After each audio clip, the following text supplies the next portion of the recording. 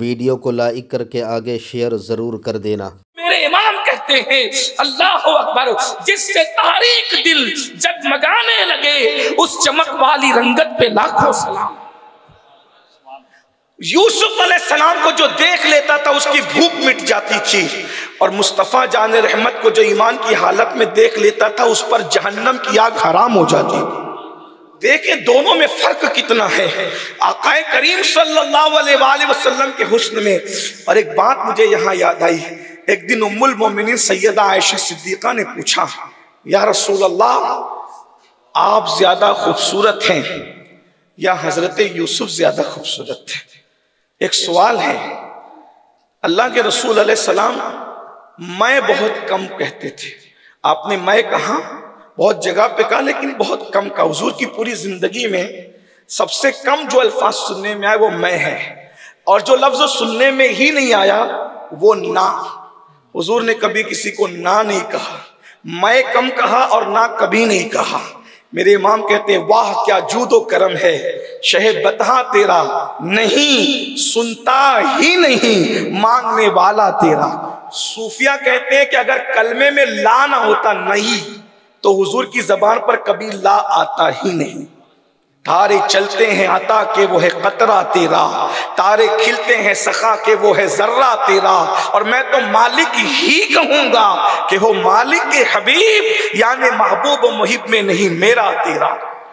आका अलैहिस्सलाम से उम्मुल मोमिनीन ने पूछा, हुजूर आप ज्यादा खूबसूरत हैं या हजरत यूसुफ ज्यादा खूबसूरत थे?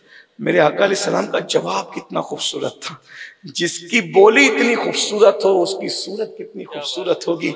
आका फरमाते आयशा मेरे हुस्न में नमक है। जिंदगी भर तशरीह करते जाइए, इस हदीस की जिंदगियां खत्म होगी, हदीस की तशरीह खत्म नहीं होगी। क्या फरमाया? मेरे हुस्न में नमक है। मैं तलाश करने लगा कि आखिर हुजूर ने ऐसा क्यों कहा, तो मुझे इस हदीस की तशरीह सैयदी आला हजरत के एक रिसाले में मिली कि वो लिखते हैं कि हुस्न में नमक है। देखिए हजरत यूसुफ के हुस्न की लाज भी रखी और अपना हुस्न भी बयान कर दिया। हुस्न यूसुफ की लाज, क्या हुजूर की शान है कि हुस्न यूसुफ की लाज भी रखी और अपना हुस्न भी बयान कर दिया। फरमाया आयशा मेरे हुस्न में नमक है। क्या मतलब?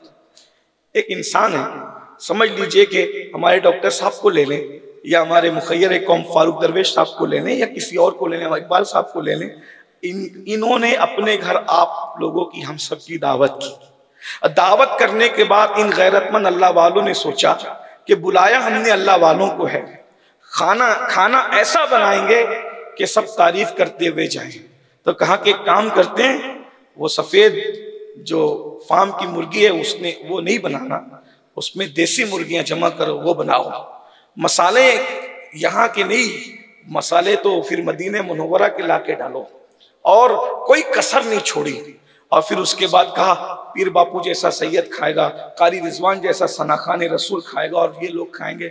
लेकिन फिर डॉक्टर साहब ने फौरन एक घमंड से अपनी गर्दन को झुरझुरी दी और कहा जब लाखों की हांडी में बना चुका तो ये 5 रुपए का बेऔकाती नमक इसको मैं हांडी में क्यों डालूं? जब लाखों रुपए मैंने हांडी पे खर्च कर दिए हैं तब मैंने नमक नहीं डालना। जब दस्तरखान सज गया और जैसे ही मुंह में लुकमा पड़ा तो फौरन लोग एक दूसरे को कंखियों से इशारा करने लगे। लोगों ने ये नहीं देखा कि इसमें देसी घी है, ये नहीं देखा कि देसी मुर्गी है, ये नहीं देखा कि मदीने मुनव्वरा के मसाले हैं। जैसे ही मुंह में पहला लुकमा पड़ा कंखियों से इशारे होने लगे, वही बात क्या है? तो बोले खाने में नमक नहीं है। 5 रुपए के नमक ने सारे मेहनतों पर पानी फेर दिया। मतलब क्या? कितना ही कीमती कुछ भी डाल लो, जब तक नमक नहीं मिलाओगे खाना लजीज नहीं होगा। मेरे आका ने कहा आयशा मेरे हुस्न में नमक है। यानी तू क्या सोच रही है कि यूसुफ खूबसूरत थे तो खूबसूरत क्यों थे? ये मत पूछ कि यूसुफ कितने खूबसूरत थे और मैं कितना खूबसूरत हूं।